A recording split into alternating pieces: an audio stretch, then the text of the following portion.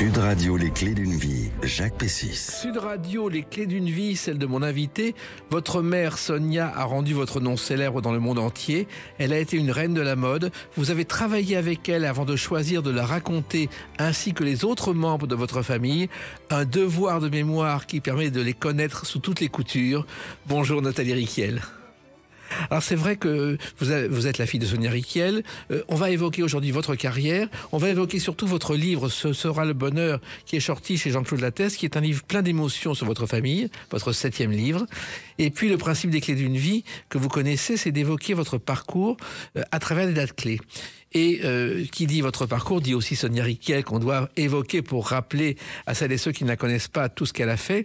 Et la première date que j'ai trouvée, c'est le 29 septembre 2018. Le tout début, c'est difficile parce que... La voix de Sonia Rykiel en un jour où une allée est inaugurée à Paris en son nom. Vous en souvenez ? Je m'en souviens, c'est moi qui... Pardon. Je croyais qu'on allait l'entendre. Ah, non. Ah, pardon. Juste une question, on coupe, oui, d'accord. Oui. L'allée Sonia Rykiel, c'est moi qui suis allée voir Anne Hidalgo après la mort de ma mère pour lui demander de consacrer un lieu de Paris à son nom. Et en fait, elle a été tout de suite extrêmement réceptive. Et j'avais envie d'une allée parce que ça correspondait complètement à... Une allée, c'est quelque chose d'ouvert, c'est pas fermé, c'est pas... Et donc on entre, on sort, on s'introduit comme dans un pullover. Et donc cette allée Sonia Rykiel, évidemment rive gauche, emblématique de Sonia, a été inaugurée avec la maire de Paris par un défilé tout à fait mémorable. Voilà. Et c'est aujourd'hui le lieu, tous les dimanches, du marché biologique du boulevard Raspail. Et alors, ce qui est extraordinaire, c'est que c'est la première fois qu'on rendait hommage dans Paris à une créatrice de mode. Une créatrice ou un créateur, c'est-à-dire qu'il n'y avait aucune, aussi invraisemblable que ça puisse paraître, aucune voie, aucune allée, aucun boulevard, aucune avenue du nom d'un créateur, que ce soit Chanel, Saint-Laurent, etc. Et que donc, grâce à cela, ma mère a été la première. Et c'est très bien ainsi. Alors, on va essayer quand même de raconter sa vie pour celles et ceux qui l'ont un peu oublié. Elle est née à Paris d'un père juif roumain qui était horloger, d'une mère juive d'ascendance russe.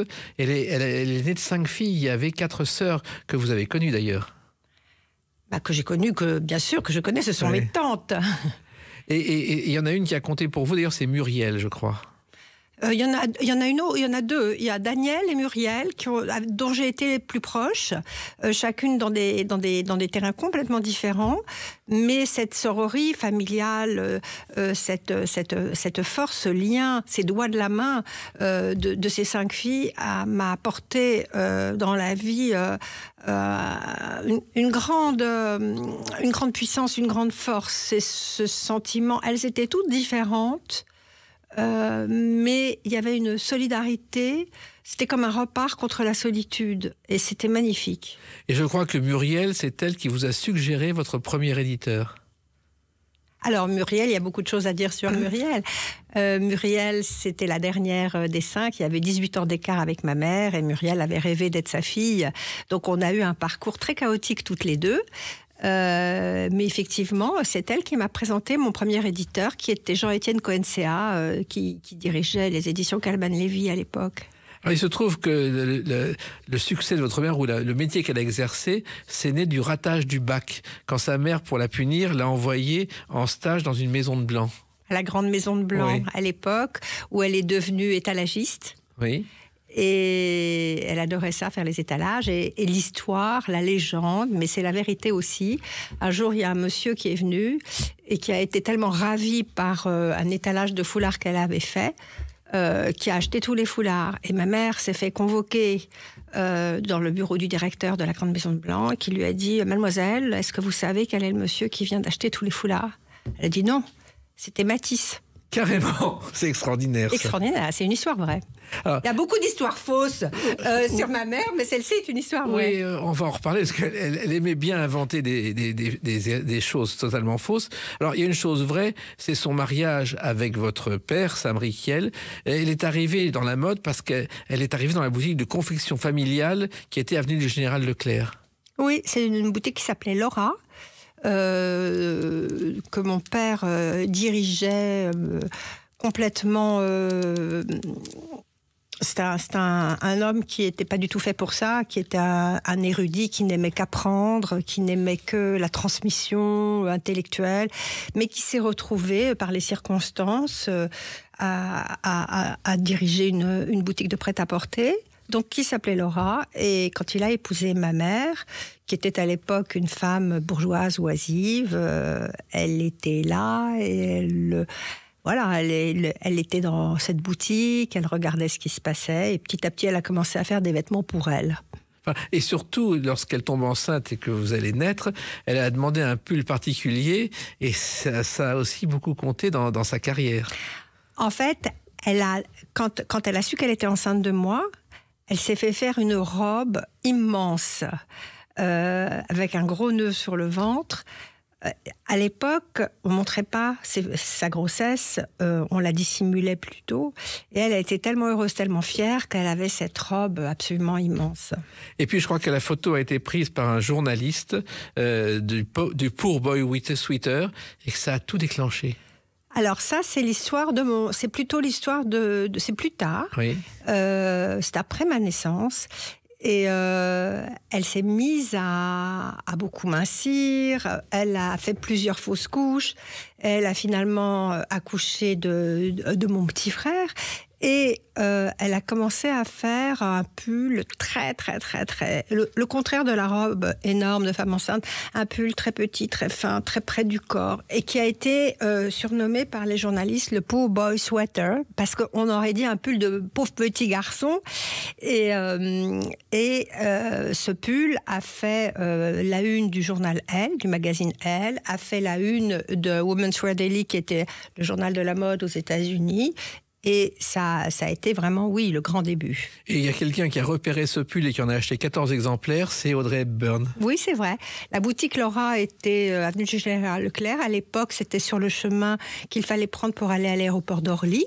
Roissy n'existait pas. Et en partant, Audrey Hepburn a demandé qu'on l'arrête dans cette boutique. Elle a acheté 14 pulls. Et c'est vrai, ça a commencé comme ça. Après, il y a eu Françoise Hardy. Après, il y a eu énormément c'est vraiment devenu quelque chose de cet arrêt dans cette boutique chez Laura. C'était quelque chose d'important. Oui. Oui, et Audrey Hepburn, d'ailleurs, ne devait pas être comédienne au départ. Elle était assistante dentaire. Elle est repérée un jour par un chasseur de tête qui lui offre son premier rôle à Broadway dans Gigi. Elle a changé de vocation. Pas mal. C'est pas mal. Hein, pas mal. Merci pour ce petit élément de savoir. Alors, il se trouve aussi que mai 68 a été un événement puisque elle y a participé, Sonia Rickiel, votre mère, vous étiez encore toute jeune. Elle a fait des inscriptions révolutionnaires sur ses tricots. Oui, elle a toujours écrit elle a écrit. L'écriture, pour nous, c'est quelque chose de très important. Donc, elle a écrit sur les pulls, elle écrivait sur ses accessoires. Elle était dans c'était vraiment une pionnière dans tout ce qu'elle a fait. Elle se fichait un peu de ce qui se faisait. Et elle avançait dans sa vie, comme dans son travail, avec une immense liberté. Et effectivement, elle écrivait des slogans sur ses pulls. Je ne sais pas si on peut dire slogans, mais en tout cas des mots significatifs sur ses pulls. Et les mots et les livres ont accompagné notre vie toujours. Voilà. Et c'était dans une boutique qui était rue de Grenelle, la première boutique qui a été ouverte par votre mère. Et votre père a fait un geste fabuleux. Ils étaient divorcés. Il a quand même soutenu plus que jamais l'ouverture de cette boutique, Nathalie Rickiel. Oui, alors mon père était complètement à l'origine, puisque c'est lui qui avait cette boutique au départ.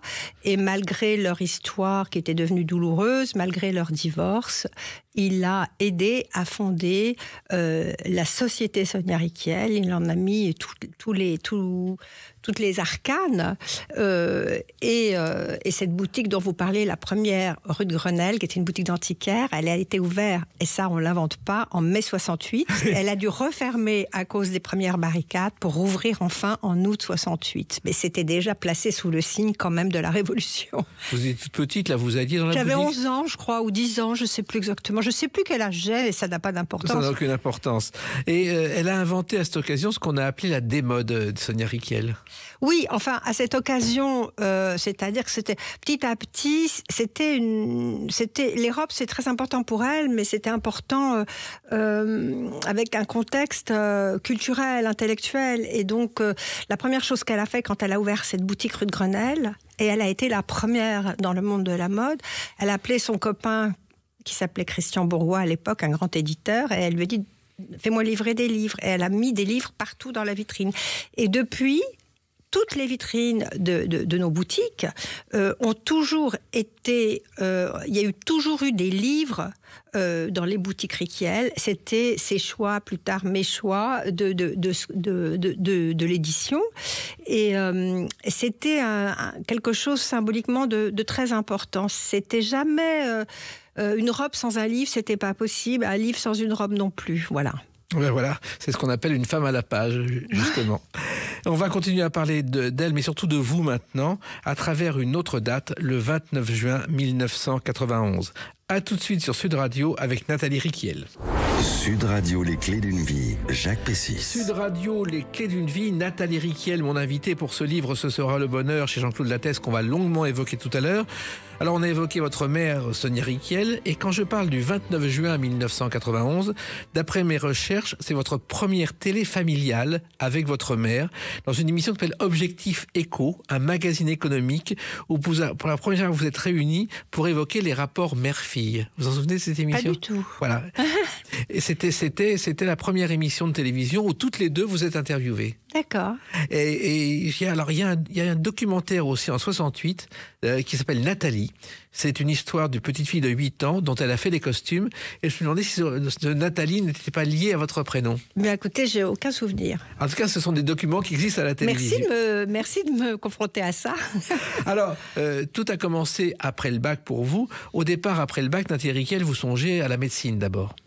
En fait, ça n'est pas que je songeais à la médecine, c'est que pour plaire à mon père, pour faire plaisir à mon père, qui était quelque chose de très constant dans ma vie, et le rendre fier, j'ai fait des études plutôt scientifiques.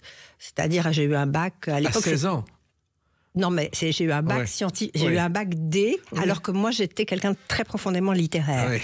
Bon, et donc la logique à la suite du bac D, c'était de faire médecine. C'est le bac D. Il y avait le bac C qui était purement mathématique, et le bac D c'était mathématiques et sciences de la nature, et ça vous conduisait à la médecine.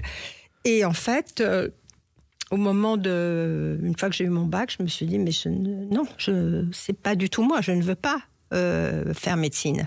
J'ai toujours eu une fascination, d'ailleurs c'est drôle, pour les médecins. Je vis avec un médecin aujourd'hui, mais faire médecine c'est tout à fait autre chose. Et c'était pas mon truc. Et donc à ce moment-là, quelque chose s'est arrêté. Je me suis rendu compte que plaire à mon père, de toute façon, ça passait pas par là. C'était quelque chose de beaucoup plus compliqué et complexe, et c'était l'histoire d'une vie entre lui et moi. Et donc, je n'ai pas fait médecine. Et voilà. Vous avez songé à l'IDEC aussi. Oui, absolument. J'adorais le cinéma. J'étais très éprise de littérature et de cinéma. Ouais. Et j'avais songé à l'IDEC et j'ai également renoncé. Et finalement... l'adolescence, enfin, c'est la fin de l'adolescence, là, puisque j'avais 17 ans. C'était une époque que j'ai pas bien vécue, enfin, que j'ai vécue très très mal, que j'ai pas bien vécue, qui était très imprécise, très dure. J'avais beaucoup de conflits avec mon père. C'était compliqué pour moi. Et donc, vous êtes tournée Nathalie Rykiel vers votre mère, et je crois que vous avez commencé comme mannequin chez Sonia Rykiel. Sauf que je ne me suis pas du tout tournée vers elle, c'est elle qui s'est tournée vers moi. C'est différent. Complètement, j'aurais jamais songé. Et elle m'a proposé... En fait, ça s'est passé tout de suite après la mort de mon père. Et elle m'a proposé de défiler pour elle. Et j'étais complètement interloquée parce que, d'abord parce que comme beaucoup de jeunes femmes de 18-20 ans, je me trouvais pas spécialement jolie du tout. Et puis c'était un concours de circonstances. Je sais que mon père aurait complètement désapprouvé. Et en fait, mais c'est comme une perche qu'elle m'a tendue et que j'ai saisie à ce moment-là. Et j'ai adoré ça, mais j'ai pas adoré le fait d'être mannequin. J'ai adoré ce que j'ai senti que je pouvais faire dans ce contexte-là. Et c'est vrai que très rapidement, la société a grandi, j'ai décidé de rejoindre ma mère et je me suis occupée tout d'abord des mises en scène de défilés, des chorégraphies, des mannequins. Et j'ai commencé par là et ça rejoignait complètement le cinéma. Oui, et en même temps est née une complicité totale entre votre mère et vous sur le plan professionnel. Oui, alors il y avait déjà une complicité filiale. Et sur le plan professionnel, on a été plus que complices. Oui, on se comprenait sans se parler. On était très, très complémentaires, en fait. Alors, il se trouve que les défilés, on ne se rend pas compte aujourd'hui, mais un défilé, ça se prépare dès la fin du défilé précédent et oui. C'est 6 mois de travail. Absolument. C'est un peu comme quand... Il y a un problème avec la mode, c'est que c'est quand même une industrie. Il y a beaucoup de gens qui pensent que c'est un art, il y a beaucoup de créateurs qui se prennent pour des artistes, mais c'est une industrie et il faut produire. Et il faut produire tous les 6 mois, à date régulière.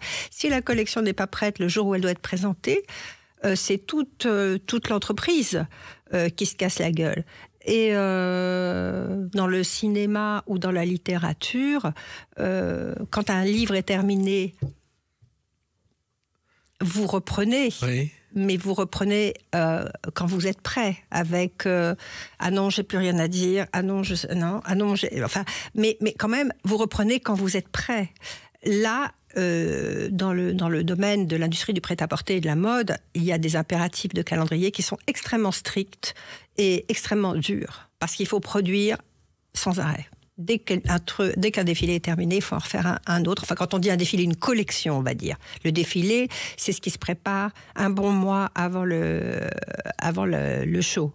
Oui, en plus, il y a une évolution permanente. Et il y a une petite musique qui sonne à chaque fois qu'on prépare un défilé. Vous avez une musique dans votre tête, Nathalie Riquel.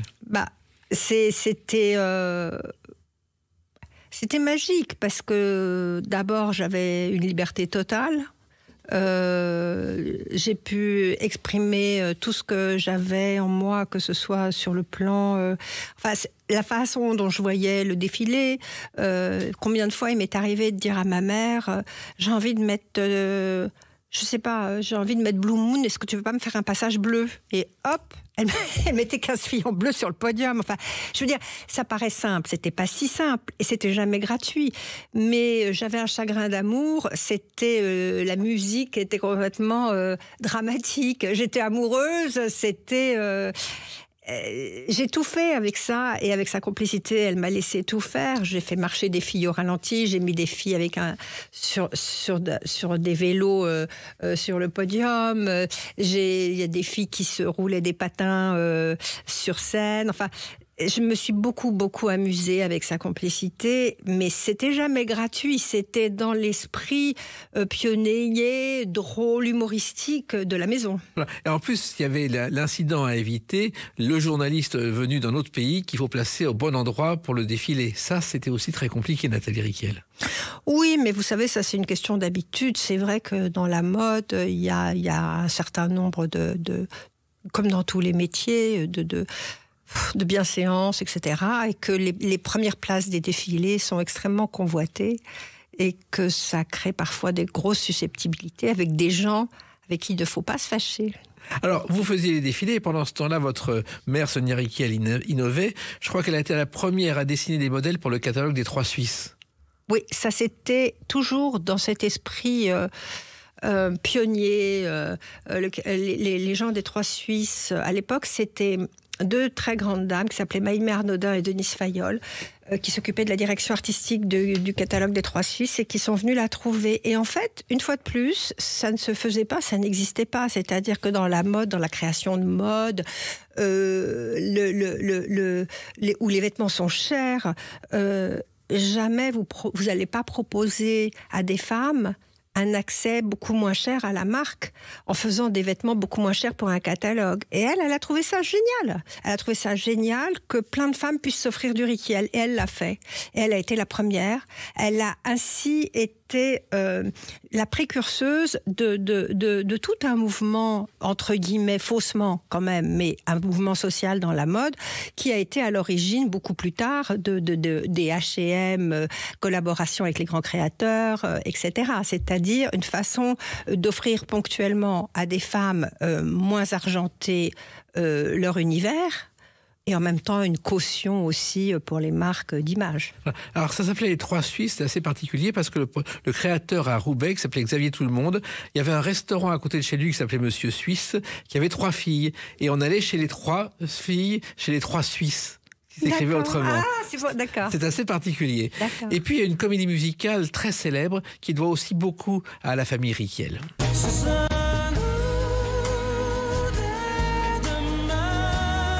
Les 10 commandements, Daniel Lévy. Vous avez vu le spectacle, bien entendu? C'était Elie Chouraki. Elie Chouraki. Oui, bien sûr, j'ai vu le spectacle. Ma mère a fait les costumes. C'est ça, justement. Oui. On parle des 10 commandements, de tout ce qui s'est passé. On a oublié qu'elle a fait des costumes et c'était le retour de la comédie musicale. Là aussi, c'était innovant. Tout à fait, c'était innovant. Mais elle a fait beaucoup de choses qui sortaient Elle a fait beaucoup de choses qui sortaient des collections de la mode. Je dirais, elle a écrit des livres, elle a redessiné plusieurs chambres à l'hôpital américain, elle a redessiné un restaurant au Crayon, elle avait fait le bar de... Donc, si vous voulez, elle, ce qui l'intéressait... Elle avait cette phrase que je trouve assez jolie, elle disait « Je ne suis pas touche à tout, je suis touchée partout ». Exactement. Parce que touche à tout, il y a un côté amateur. Elle n'était pas du tout amateur. Quand elle faisait quelque chose, elle le faisait à fond. Mais les 10 commandements, ça a été une aventure, mais elle est aussi montée sur scène. On a ce goût dans la famille de non pas dire oui à tout, mais d'aller là où ça résonne en nous. Et vous avez démontré aussi votre sens de l'imagination à travers une autre date qu'on va évoquer, le 1er octobre 2008. A tout de suite sur Sud Radio avec Nathalie Riquiel. Sud Radio, les clés d'une vie, Jacques Pessis. Sud Radio, les clés d'une vie, mon invité Nathalie Riquiel. Nous parlerons de ce livre. Votre 7e livre, ce sera Le Bonheur chez Jean-Claude Lattès, qui évoque votre jeunesse. On l'écoutera tout à l'heure. Et puis, j'ai trouvé la date du 1er octobre 2008 sur votre parcours professionnel qui est importante, je crois, et vous en souvenez. Oui, c'était à l'occasion de la célébration des 40 ans de mode de Sonia Riquiel. Oui, un défilé au cœur du domaine de Saint-Cloud, je crois. Absolument, c'était un défilé au cœur du domaine de Saint-Cloud. Et moi, j'adore décrocher la lune, trouver des idées. Et en fait, il m'a semblé qu'au bout de 40 ans de travail, la marque Riquiel étant tellement iconique, reconnaissable, identifiable, un style plus qu'une mode, etc. J'ai eu envie de faire quelque chose d'incroyable. Et j'ai appelé les 30 plus grands créateurs de mode du monde entier, c'est-à-dire pas français, et je leur ai demandé s'ils accepteraient de faire un vêtement hommage à Riquiel. Et ils m'ont dit oui. Ils m'ont dit oui, et c'est allé de Karl Lagerfeld à Yohji Yamamoto, en passant par Stella McCartney, en passant par Giorgio Armani, aux États-Unis, etc. Les plus grands. Et ce qui a été extraordinaire, c'est que j'ai voulu faire ça dans le secret, parce que je voulais faire une surprise à ma mère. C'était encore plus drôle. Donc, j'ai préparé tout ça dans le secret les 6 mois précédant le défilé, et je recevais dans des paquets incroyables les dessins, parce que j'avais demandé les dessins, parce que je voulais exposer tout ça après au Musée des Arts Déco, qui consacrait une grande exposition à Sonia Riquiel. Et j'ai récupéré des robes invraisemblables de haute couture faites dans leurs ateliers, cadeaux, avec tout, pratiquement les 3/4 des perruques rousses, des trucs incroyables. Et ma mère se doutait de rien, ne savait rien. Le jour du défilé à Saint-Cloud, j'avais organisé une deuxième coulisse cachée avec 30 mannequins cachés. Et donc, elle était sur scène au moment du final, comme après chaque finale, pour saluer. Et je lui ai dit, maintenant, tu restes là. Et elle a assisté à la sortie de ces 30 femmes, Riquiel. Mais ce qui était extraordinaire, c'est que, par exemple, Ralph Lauren, que je n'ai pas cité, il a fait une femme Riquiel à la sauce Ralph Lauren. Karl Lagerfeld, il a fait une femme Riquiel à la sauce Lagerfeld. Et chacun, parce que les codes de la marque sont si forts, les rayures, l'allure, le mystère, les mots, que tout le monde a trouvé son compte et donc a ajouté sa patte à celle de Riquiel. Et on a eu 30 silhouettes extraordinaires qui ont été exposées au Musée des Arts Déco. Ouais. Et ce qui était très drôle, c'est que j'avais mis très peu de gens dans la confidence, le minimum. Et 2-3 personnes m'ont dit ta mère va s'évanouir, ça va être trop fort. Elle était déjà fragile et tout. J'ai dit, vous connaissez pas ma mère. Elle va absolument pas s'évanouir. Et ma mère assistait à ça, assise sur scène, avec beaucoup de plaisir. Et évidemment, pas du tout... elle n'a jamais tourné de l'œil, au contraire. Et puis, c'était un symbole de Paris, puisque depuis le podium, on voyait la tour Eiffel illuminée. Oui, c'est vraiment la mode à Paris, on ne peut pas rêver mieux. Absolument. Alors, à l'époque, Nathalie Riquiel, vous êtes devenue présidente de la société. Vous avez gravi les échelons et vous avez succédé à votre mère, qui est restée présidente d'honneur, et avec qui vous avez travaillé jusqu'à la fin. Absolument. Et c'était une responsabilité de devenir présidente. Je l'étais de fait, je n'en avais pas le titre parce que c'était elle qui était présidente. Mais je dirigeais l'affaire depuis longtemps déjà. Avec beaucoup de choses que vous avez créées. D'abord, il y a eu la ligne enfant que vous avez créée en premier. Au départ, oui. J'ai commencé par l'enfant et puis je me suis beaucoup occupée de la direction artistique. J'ai un peu fait un parcours à l'intérieur de la maison à l'américaine, c'est-à-dire je me suis occupée de la direction commerciale, j'ai dessiné la ligne enfant, j'ai fait un certain nombre de choses dans la maison. Mais c'est vrai que moi j'étais beaucoup plus artistique que businesswoman. Mais je l'ai fait, il fallait le faire et je l'ai fait. Et voilà, c'est pour ça que le jour où j'ai été nommée présidente, en fait, j'étais déjà présidente depuis longtemps. Oui, en même temps, vous avez, comme votre mère, appris le métier sur le terrain, il n'y a pas eu d'école.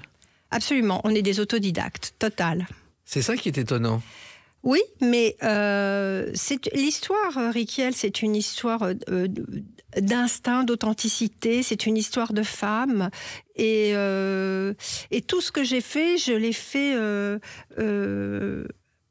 avec ce que je suis, avec ce qu'elle m'a transmis, mais aussi avec mon instinct. Quand j'ai lancé des sextoys dans la mode chez Sonia Riquiel... Alors justement, c'est assez étonnant ça. Oui, et ça n'existait pas. C'est-à-dire, les sextoys, c'était des objets complètement salaces qu'on ne trouvait que dans des endroits à Pigalle, dans des packaging absolument monstrueux, avec quelque chose de crade, de vulgaire. Et en fait, j'ai eu envie de tenter l'exercice d'amener les sextoys dans la mode. Et je l'ai fait jusqu'au bout, c'est-à-dire... J'ai vendu ces sextoys, je les ai rhabillés de satin, et je les ai vendus dans la boutique de mode. Et c'était du jamais vu, d'ailleurs, ça a fait... C'était comme si j'avais acheté des pages de publicité dans le monde entier, puisque tout le monde en a parlé. Et si vous voulez, la raison pour laquelle ça a marché, c'est que je pense que c'était totalement légitime dans l'univers de la marque, qui était une marque pionnière, drôle, mais en même temps élégante, sophistiquée. Et je l'ai fait de cette façon-là. Et c'était à la fois amusant, c'était sophistiqué, et c'était vrai, c'est-à-dire que c'était des sextoys qui donnaient du plaisir aux femmes, et pourquoi pas. Voilà. Et à l'époque, ça a été un raz-de-marée. Oui. En même temps, comment vous est venue l'idée? Parce qu'il y avait un risque derrière tout ça. Je pense que la vie sans risque ne vaut pas la peine. Donc, il il faut évaluer les risques. C'est vrai que là, j'œuvrais dans une maison qui avait été montée par ma mère, qui avait une très forte, un fan club très important. Mais j'étais très sûre de moi. Et puis, comment vous dire, il y a toujours eu un grain de folie, et c'est ça qui est intéressant dans la vie. Et je sais pas, ça me semblait tout à fait juste. Un homme n'aurait pas pu le faire à l'époque, un couturier homme n'aurait pas pu le faire. C'était juste parce que c'était beau, parce que c'était drôle, parce que ça marchait pour de vrai, et parce que c'était complètement légitime dans l'univers de la marque. Donc, il y a eu des risques, certainement. Je les ai mesurés, et puis à un moment donné, il n'y a pas de risque à prendre de risque. Le seul risque, c'est de tomber, on se casse la gueule, on se relève. Et votre mère a accepté avec enthousiasme cette idée, Nathalie. Elle a trouvé ça formidable. Alors, il y a une autre chose aussi, il y a une campagne de publicité pour les parfums, et vous avez été l'image de la marque, Nathalie Riquel. Oui, ça s'est fait un peu par hasard, à un moment donné où la marque prenait un peu de l'âge, et c'était important de renouveler la clientèle, de rajeunir, etc., et de raconter une histoire qui était en fait une histoire complètement vraie, c'est-à-dire l'histoire de Sonia Rykiel, de la transmission, du fait que j'étais là, j'étais pas un mannequin, j'étais pas payée pour être l'image de la maison, c'était pas du blabla, c'était la vérité, et ça a beaucoup touché les gens. Et donc je suis devenue effectivement la figure de ce parfum. Et à ce moment-là, ça a été comme un premier passage de relais. Mais je n'ai pas... j'ai toujours fait extrêmement attention à être aux côtés de ma mère et pas à sa place. Parce que vous savez, dans l'imaginaire collectif, les gens adorent qu'il y a des choses qui sont toutes tracées. Donc la logique, c'est que les enfants prennent la place des parents. Ce n'était pas le cas. Je me positionnais à côté d'elle. Et c'est pour ça que ça a marché en complémentarité. Ouais. Mais les images, justement, des parfums, la plus célèbre, on imagine que c'est Marilyn Monroe pour le Chanel numéro 5. En fait, elle n'a jamais posé pour cette marque. La première... Elle a jamais posé pour cette marque. Elle a juste eu cette phrase qui vous fait fantasmer sur Marilyn, etc. Parce qu'elle dit... Moi, je dors nue avec une goutte de Chanel. Exactement. Et c'était tellement génial, parce que du coup, vous imaginez qu'elle est toute nue avec sa goutte de Chanel. Et voilà, mais non. Dans la première à avoir posé pour cette marque, c'était Marie-Hélène Arnaud, qui était la première égérie de Chanel et son premier mannequin. Ça a été le point de départ. Alors, en tout cas, je crois que Marilyn a fait couler beaucoup plus d'encre et rapporté beaucoup plus d'argent à la maison Chanel que cette jeune femme. Alors, il y a aussi une chose très importante, et vous y avez collaboré avec votre mère, c'est la démocratisation de la mode, Nathalie Riquel. Oui, absolument. Mais on a parlé de la démarche des 3 Suisses où elle a été totalement pionnière. Et ensuite, moi, j'ai continué. J'ai vu les gens d'H&M et j'ai voulu faire une collection avec H&M. Et c'est vrai que c'était absolument formidable d'avoir la possibilité d'ouvrir l'univers tellement fermé, tellement luxueux, tellement cher de la mode à des femmes qui n'avaient pas les moyens. Donc c'était vraiment une très jolie expérience. Et à chaque défilé, il y avait les incontournables. Il y avait 2 femmes qui ont compté dans la vie de Sonia Rykiel. C'était Régine Deforge et Claire Bretéché. Enfin oui, il n'y avait pas qu'elles 2, oui. Mais elles ont compté très fort. Et j'étais aussi très amie avec les 2. Et c'était des femmes puissantes, intéressantes, fascinantes, avec un talent fou. Alors, il y a une chose qu'on sait peu aussi, c'est qu'elle a fait du cinéma, Sonia Rykiel, votre mère, dans un film qui s'appelle Prêt-à-porter de Robert Altman, où le scénario est inspiré de sa propre vie et où elle fait une apparition. Oui. Je dirais pas qu'elle a fait du cinéma. Je dirais que Robert Altman est venu un jour par hasard assister à un défilé Rykiel. Et à la suite de ce défilé, il a demandé à voir la personne qui avait fait la mise en scène. C'était moi. Oui. Et on a sympathisé. Et il était surtout fasciné par le spectacle qu'il avait vu. Parce que ça cette folie de la mode avec vous parliez des premiers rangs, vous parlez les tenues, les disputes, les enjeux, les égos. Il a vu tout de suite la matière d'un film. Et donc là, il a décidé qu'il allait faire un film sur la mode. Ça lui a pris 10 ans. Mais pendant 10 ans, il est revenu me voir travailler à chaque répétition, à chaque collection. On est devenus très amis. Et j'ai collaboré avec lui sur ce film qui était dédié à ma mère. Voilà. Et il se trouve qu'il avait une autre idole, c'est Jean Renoir. Je ne sais pas si vous le savez. Il a toujours dit que la règle du jeu est le film qui lui a donné envie de faire ce métier. Il me l'avait dit. C'était fascinant. Et dans tout ça, finalement, vous avez appris beaucoup de choses. Ça a été un travail quotidien que vous n'imaginiez pas au départ, Nathalie Riquiel. Non, mais vous savez, quand vous êtes passionné par ce que vous faites, peut-être que de temps en temps, vous vous retournez, vous vous dites... Waouh, j'ai fait ça, c'est quand même pas mal. Ou j'ai réussi à faire ça, ou ça, je m'en croyais pas capable. Mais en fait, je sais pas, on n'est pas du tout... à partir du moment où on a le désir, pour moi, le désir, c'est la vie. Le jour où il n'y a plus de désir, il n'y a plus de vie.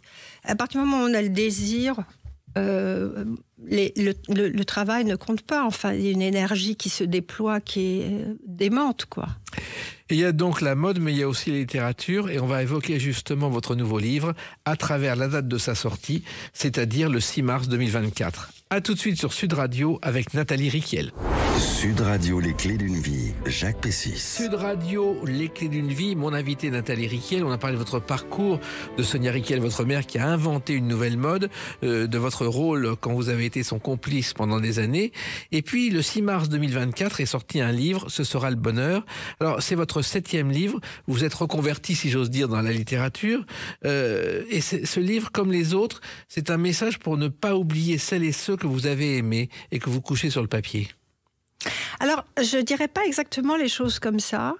C'est pas pour ne pas oublier, c'est que le livre a commencé avec...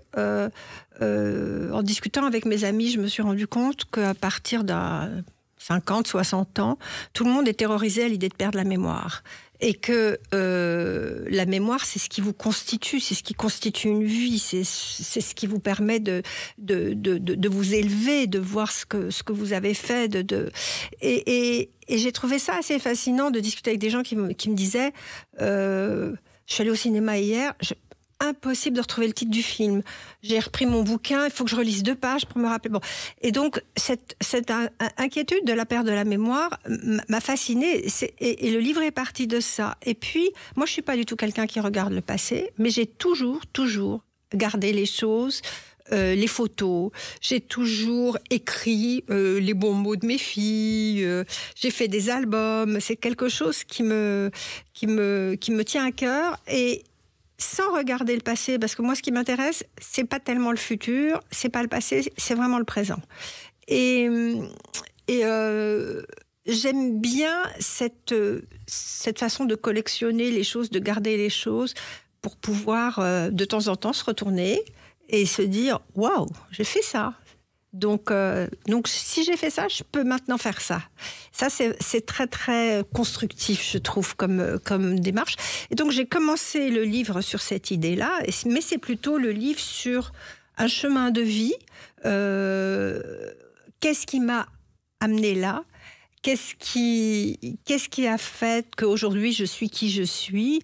Et surtout, un constat aussi qui est que je préfère ma vie, et je me préfère 1000 fois maintenant qu'à l'adolescence ou dans la jeunesse, que j'ai trouvé des moments très difficiles. C'est pour ça que ce livre s'appelle « Ce sera le bonheur », mais vous faites rimer avec douleur, puisque la douleur de votre enfance se ressent dans ce livre, Nathalie Riquiel.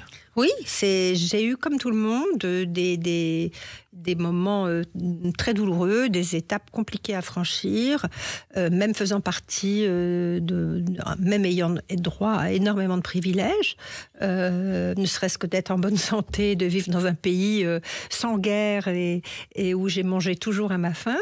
Mais bien sûr, j'ai eu mes douleurs, mes combats, mes difficultés et une petite enfance jusqu'à l'âge de 5 ans, je dirais à peu près douce et merveilleuse. Et après, ça c'est compliqué. Alors, vous étiez au départ, selon les termes de votre mère, une petite fille modèle. Oui, c'était C'était l'expression consacrée à l'époque. Et puis vous avez fait de la danse. J'ai toujours été une enfant très sage. Non, mais je n'en doute pas. La folie est venue ensuite. Voilà. Et dans votre enfance, vous avez fait de la danse et à la salle Pleyel. Et vous n'étiez pas de toute façon quelqu'un qui aimait la danse au départ. Ni même à l'arrivée. Oui. Non, je n'aimais pas ça du tout. Je l'ai fait par discipline familiale. Ma tante avait un institut de danse, Janine Standlova, qui était réputée à l'époque, et toutes les filles de la famille allaient prendre des cours de danse à la salle Pleyel dans son institut. Alors vous racontez dans ce livre votre enfance dans cet appartement familial que vous décrivez, pièce par pièce. Il faut s'en souvenir. C'est fou, hein, je m'en souviens parfaitement bien. Et c'est vraiment l'appartement type bourgeois de l'époque, oui. Avec la chambre pour les enfants, avec le la salon. Cuisine au bout du couloir, enfin oui, c'est le salon, la salle à manger de l'appartement bourgeois classique, avenue du Général Leclerc. Et vous donnez même, ce qui est étonnant, le numéro de téléphone qui est périmé aujourd'hui, c'est pas la peine d'appeler, qui est Port-Royal 0206. Ben oui, parce que Port-Royal, en plus. On avait un ami qui disait tout le temps « Allô, vache royale ?» Enfin bon, c'était des blagues, c'est des réminiscences, c'est des moments de l'enfance qui restent totalement imprimés en moi. Alors en plus, il se trouve que celles et ceux qui ont le téléphone aujourd'hui ne savent pas. En fait, à l'époque, le début Port-Royal correspondait au terminal du quartier et les chiffres 0206, c'était dans l'ordre des abonnés au téléphone. Cher Jacques, combien de choses vous m'avez appris pendant cette émission? À chaque épisode, vous m'apprenez un nouveau truc. C'est formidable. Merci. Je vais essayer de continuer. Alors, il y a aussi une chose très importante que vous évoquez dans votre livre. Ce sont les traditions familiales comme les championnats du monde de patinage artistique. Oui, ça, je regardais ça avec mon père régulièrement. C'était Léon Zitrone qui faisait les commentaires. Oui. On était assis, l'un à côté de... Ma mère était couchée depuis longtemps. Mon petit frère était couché aussi sûrement. Et nous, on regardait, je me rappelle de Peggy Fleming, qu'on appelait à l'époque la fée de la glace. Et ouais, c'est vraiment des moments qui sont restés totalement imprimés. Et Zitrone commentait le patinage artistique parce qu'il avait renoncé au catch, parce que l'Ange Blanc l'avait menacé un jour sur le ring. Il avait dit « Plus jamais ça, je vais vers un autre univers ». Encore un truc. Merci. Alors, il y avait aussi une tradition étonnante du 1er janvier, c'était les lentilles que vous mangiez à la maison, Nathalie Riquet. Oui, ça c'est ma mère qui était une femme très superstitieuse. Et donc, le 1er janvier, il fallait manger des lentilles. Pourquoi? Je ne me rappelle plus. À la Chandeleur, donc on faisait sauter les crêpes. C'était un porte-bonheur, je crois, les lentilles pour l'année qui vient. Oui, sûrement. Elle touchait du bois en permanence. Voilà, c'était comme ça. Et puis il y a aussi le souvenir d'enfance, votre Madeleine à vous, c'est un gâteau de semoule préparé par Michel Oliver. Non, préparé dans son livre de recettes. Oui, La pâtisserie est un jeu d'enfant, c'était vraiment un livre culte et ça allait rester pour beaucoup d'amis aujourd'hui et de gens autour de moi. Et il y avait donc cette fameuse recette de gâteau que je me préparais en rentrant du lycée. Voilà. Et Michel Oliver réédite régulièrement, il est encore vivant en pleine forme aujourd'hui, il réédite régulièrement ce livre pour les nouvelles générations. Voilà, alors il y avait la cuisine est un jeu d'enfant, la pâtisserie est un jeu d'enfant. Ce qui était extraordinaire, c'est que c'était d'une très grande simplicité et en même temps avec des dessins magnifiques. Il y a d'ailleurs beaucoup de dessins dans votre livre, beaucoup de dessins et de phrases écrites à la main. Oui, ça n'est pas du tout un journal intime, ce livre. Mais il y a des photos et j'avais vraiment envie de mettre, qui sont des photos tout à fait intimes et familiales, mais qui pour moi ne sont pas du tout là pour illustrer mes propos, mais au contraire proposer une dimension de rêve supérieure. Et les photos que j'ai mises, le fait d'écrire à la main comme des légendes, les têtes de chapitres, c'est quelque chose. C'est un livre qui est très, très, très incarné, très personnel, mais qui en même temps, de ce que m'ont dit les premiers lecteurs et beaucoup de lectrices, très universel. Oui, et en plus, la tradition d'écrire un mot, ça vient aussi de la maison Sonia Rykiel. Parce que votre mère faisait ça aussi. Non, j'ai toujours écrit et elle-même écrivait. J'avais des journaux intimes depuis l'âge dès que j'ai su écrire, j'avais un journal intime. Et l'écriture manuscrite, c'est appliqué à la maison Sonia Rykiel comme à tout ce qu'on a fait. Mais je veux dire, elle ne vient pas de la maison Sonia Rykiel. Alors, parmi les drames étonnants qui sont évoqués dans ce livre, il y a cette robe de chambre que vous avez perdue un jour d'avril 1965. Vous en parlez. C'est un drame profond, j'ai le sentiment. C'est pas un drame, c'est une métaphore qui vient juste après le fait que je raconte que ma mère a essayé de quitter la maison et de voir si elle pouvais vivre sans nous parce que elle se séparait de mon père et qu'il lui faisait du chantage et qu'il lui a dit, comme dans beaucoup de familles à l'époque, il lui a dit si tu pars, tu pars sans les enfants.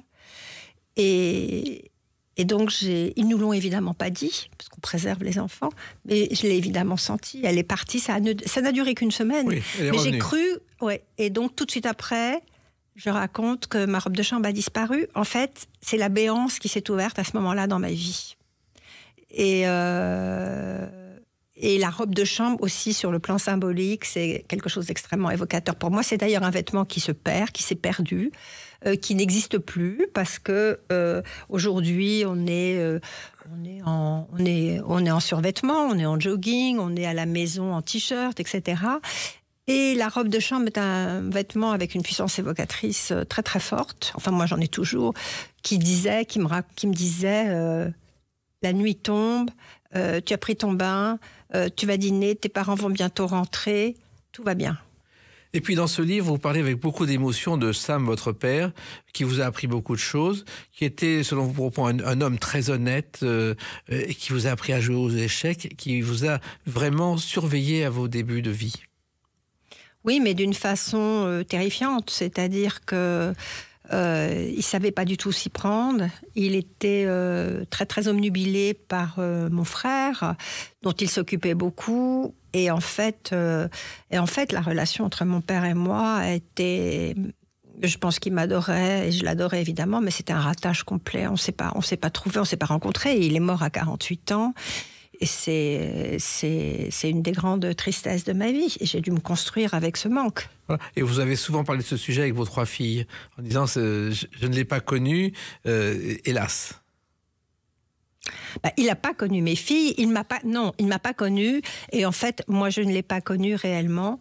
Et je lui ai d'ailleurs consacré un livre qui s'appelle Sam Rykiel pour lui rendre hommage et dire que derrière ce nom Sonia Rykiel et derrière cette saga de femmes qu'on connaît, il y a un homme qui est à la base de tout ça. Et c'est son nom et c'est lui qui a fondé cette maison.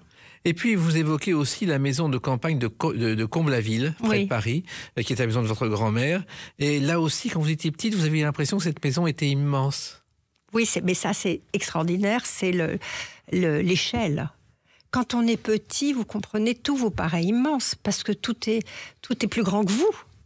Et cette maison de Comble-la-Ville, où on allait le week-end, qui était la maison de ma grand-mère maternelle,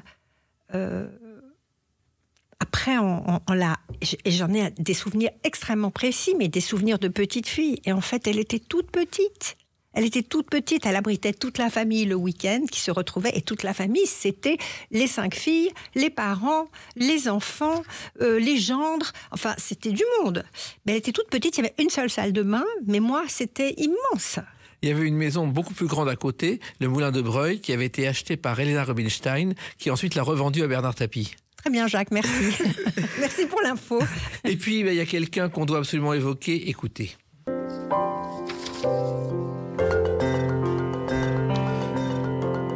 Jean-Philippe, votre frère, un immense pianiste, aveugle de naissance, et vous le racontez de façon très émouvante parce que il a fait un parcours incroyable. Jean-Philippe, c'est un être extraordinaire, c'est mon petit frère, on a 5 ans de différence. Et je lui rends hommage d'une certaine façon parce que nous sommes très différents et je suis extrêmement admirative de lui. c'est quelqu'un qui ne voit pas, mais qui voyage à l'autre bout du monde, qui donne des concerts, qui se retrouve dans des chambres d'hôtel, où en 2 secondes et demie, il maîtrise tout ce qu'il y a à maîtriser. Moi, vous m'envoyez dans une chambre d'hôtel, pour arriver à faire marcher la clim, j'appelle 3 fois la réception parce que je comprends rien. Bon. Et je trouve son habileté, sa faculté d'adaptation absolument extraordinaire. Et évidemment, il était le plus petit, et puis il avait une forte ressemblance avec ma mère, physique, et moi je ressemblais à mon père. Et en fait, il y a toujours eu... Vous savez, cette histoire des apparences, où en fait, mon père et moi, on était plutôt les bruns, les intellos, les ceci, et eux, c'était les fragiles, les artistes. Dans la réalité, je pense que mon frère est beaucoup plus fort que moi. En tout cas, il y a beaucoup de moments émouvants dans ce livre où vous racontez avec une grande précision et une grande affection. Et je recommande à celles et ceux qui ne vous connaissent pas, et à celles et ceux qui vous connaissent et qui connaissent Sonia Rykiel, de le lire parce que ça s'appelle « Ce sera le bonheur » et c'est effectivement un moment de bonheur, Nathalie Rykiel. Merci beaucoup. C'est chez Jean-Claude Lattès. Merci à vous et puis continuez à écrire car je crois que c'est votre vie d'aujourd'hui. Bien sûr, c'est ma passion. Eh bien, continuez ainsi. Les Clés d'une vie, c'est terminé pour aujourd'hui. On se retrouve bientôt. Restez fidèles à l'écoute de Sud Radio.